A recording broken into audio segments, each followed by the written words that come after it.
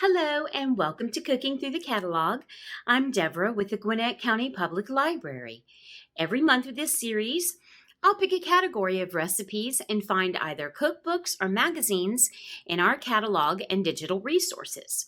We'll make some of the recipes and discuss ways to potentially modify the recipes to make them healthier or find recipes that taste delicious while being healthy.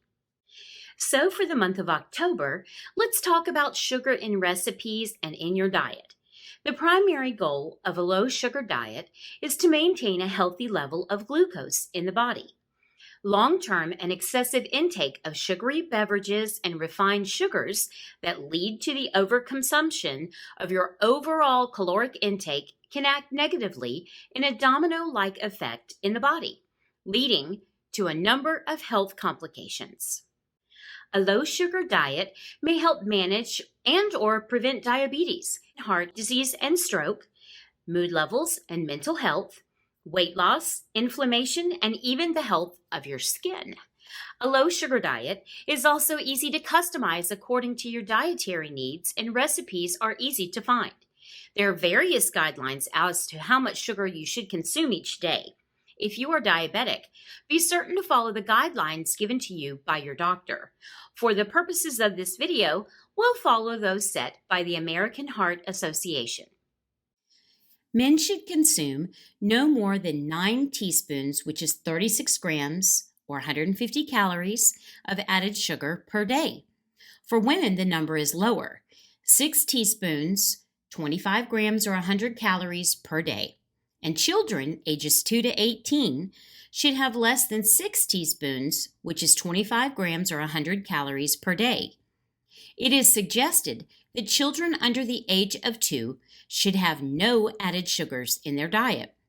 The average American consumes 23 teaspoons of added sugar a day.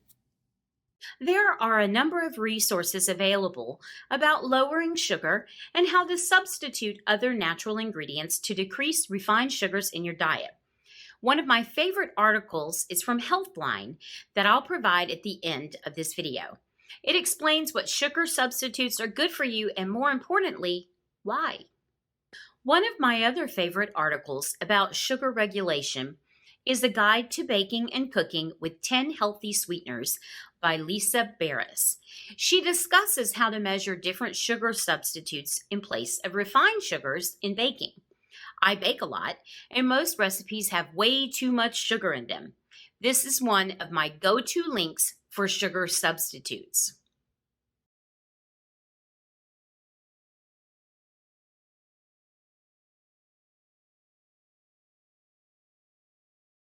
Today's recipe is Caramel Coffee Frappe from Half the Sugar, All the Love by Jennifer Tyler Lee.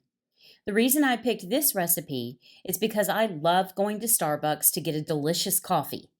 But it always has so much sugar, not to mention they are expensive. Here is a fun and easy way for you to make that Frappuccino you love at home, saving money and cutting back on the sugar.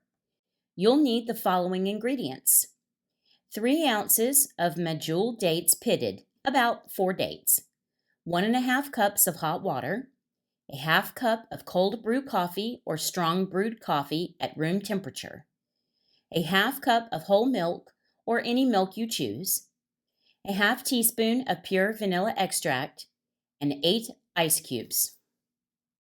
Place the dates in a medium bowl and cover with the hot water. Soak until very soft, 10 to 15 minutes, then drain.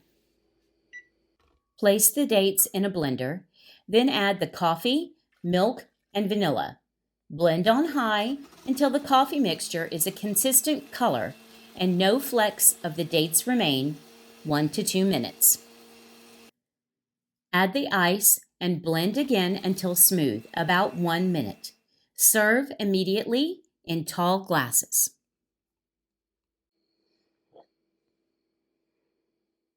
One last thing to remind you of when you're cutting back on your sugar.